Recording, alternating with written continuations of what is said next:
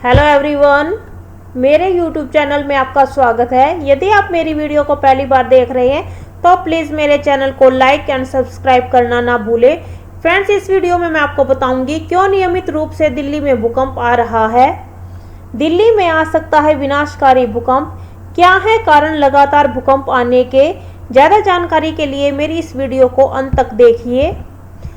Friends, सबसे पहले मैं आपको बताऊंगी कि भूकंप की उत्पत्ति किस प्रकार होती है। हमारी अर्थ की 3 मेन लेयर है। फर्स्ट है crust, second is mental and third is core. और तीनों ही लेयर डिफरेंट टाइप्स की प्लेट्स के ऊपर स्थित है। जब इन प्लेट्स में मूवमेंट होती है तो उस समय भूकंप की उत्पत्ति होती है। और इन प्लेट्स में 3 तरह की मूवमेंट होती है। फर्स्ट है divergent, second is convergent and third is transform plate boundary. First is divergent plate. जब दो प्लेट एक दूसरे से अलग डायरेक्शन में जाती है तो हमारे सरफेस के ऊपर भ्रंश या फोल्ड पड़ जाते हैं, जिससे कि भूकंप की उत्पत्ति होती है। Second is convergent plate. जब दो प्लेट एक दूसरे के आमने सामने आकर टकराती हैं तो उस समय भी भूकंप की उत्पत्ति होती है और यहाँ पर हाई मैग्नीट्यूड के भूकंप आते हैं। Third is transform plate boundary. जब दो प्लेट्स एक दूसरे के पैरेलल मूवमेंट करती हैं, लेकिन ना तो ये आपस में टकराती हैं ना ही एक दूसरे से दूर जाती है, ये एक दूसरे के पैरेलल मूवमेंट करती हैं, तो इस तरह के मूवमेंट्स के कारण हमारे अर्थ सरफेस के ऊपर किसी भी तरह की हलचल नहीं होती।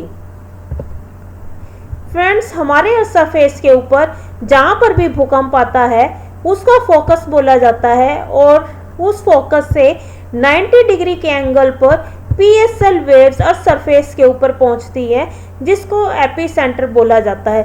भूकंप की उत्पत्ति जब होती है तो 3 तरह की पीएसएल वेव्स की उत्पत्ति होती है और जो एल वेव्स हैं वो अर्थ सरफेस तक ही सीमित होती हैं और इन्हीं के कारण अर्थ सरफेस के ऊपर विनाश होता है। लेकिन जो पीएसएल वेव्स हैं इनकी स्पीड भी ज़्यादा होती है, लेकिन पीएसएल वेव्स पृथ्वी के कोर तक एंटर कर जाती हैं। लेकिन पृथ्वी के ऊपर जितना भी विनाश होता है वो सिर्फ एल वेव्स के कारण होता है और इन वेव्स को सरफेस वेव्स भी बोला जाता है, जो सिर्फ अर्थ के सरफेस तक सीमित होती हैं और इन्हीं के कारण अर्थ सरफेस के ऊपर विनाश होता है। दिल्ली एनसीआर अर्थक्वेक, बार बार भूकंप आने का कारण पता चला, भूवैज्ञानिकों का बड़ा खुलासा। पिछले 1 महीने में रोहतक में लगातार 12 भूकंप आए और दिल्ली एनसीआर एरिया में भी 12 से 13 भूकंप आए, जिसके कारण कि भूवैज्ञानिकों ने उसके ऊपर शोध किया, रिसर्च की और उन्होंने बताया कि Indo Australian tectonic plate Eurasian plate के साथ टकरा गई, जिससे कि फॉल्ट लाइन के सक्रिय होने से लगातार भूकंप आ रहे हैं। इससे दिल्ली एनसीआर क्षेत्र में खतरा बढ़ा है।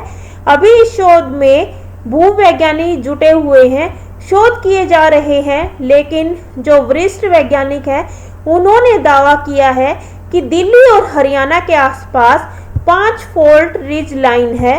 फिलहाल महेंद्रगढ़ और देहरादून सक्रिय थी, लेकिन पिछले 2-3 महीने में मथुरा फॉल्ट लाइन भी सक्रिय है, जिसके कारण greater Noida, Faridabad, Rohtak in cities में भूकंप के झटके महसूस किए गए हैं।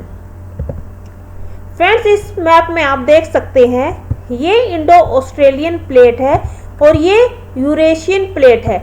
ये दोनों प्लेट्स एक दूसरे की तरफ मूव हो रही हैं और लगातार ये आपस से टकरा रही है और आपस में टकराने के कारण जो फॉल्ट ट्रीज हैं वो नॉर्थ इंडिया में सक्रिय हो गए हैं, एक्टिव हो गए हैं, जिसके कारण कि दिल्ली और एनसीआर क्षेत्र में लगातार भूकंप के झटके महसूस किए जा रहे हैं। भूवैज्ञानिकों के रिसर्च में सामने आया है कि धरती के अंदर 7 टेक्टोनिक प्लेट्स हैं। हमारी धरती के अंदर 7 बड़ी टेक्टोनिक प्लेट्स हैं और 20 छोटी टेक्टोनिक प्लेट्स हैं।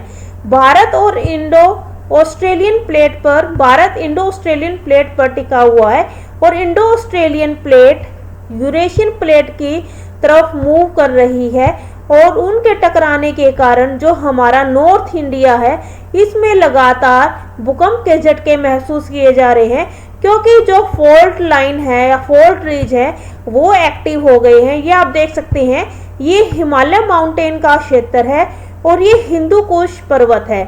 यहाँ पर जब ये इंडो ऑस्ट्रेलियन प्लेट जब यूरेशियन प्लेट से टकराई तो यहाँ के जो फॉल्ट रीज क्षेत्र थे या फॉल्ट रीज जो लाइन है वो एक्टिव हो गई, जिनके कारण लगातार यहाँ पर भूकंप की संभावना बनी हुई है।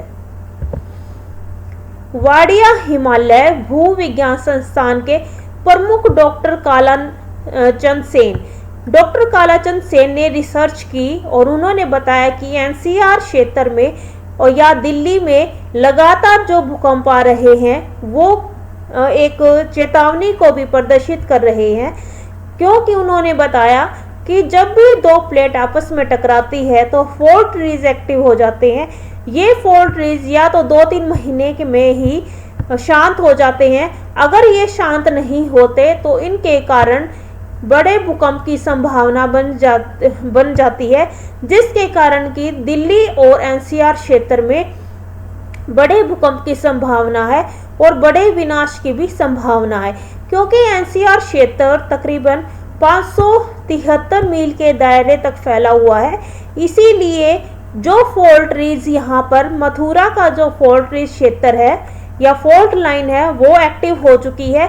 उसके कारण पिछले महीने 12 से 13 भूकंप आ चुके हैं और इसी तरह अगर ये भूकंप आते रहे तो एक विनाशकारी भूकंप की संभावना भी यहाँ पर बन सकती है, जिससे कि पूरे शहर भी विनाश या उनमें विनाश हो सकता है। Thank you for watching my video. अगर फ्रेंड्स ज़्यादा जानकारी आपको चाहिए तो प्लीज़ मेरे चैनल को लाइक एंड सब्सक्राइब कीजिए। Thank you very much.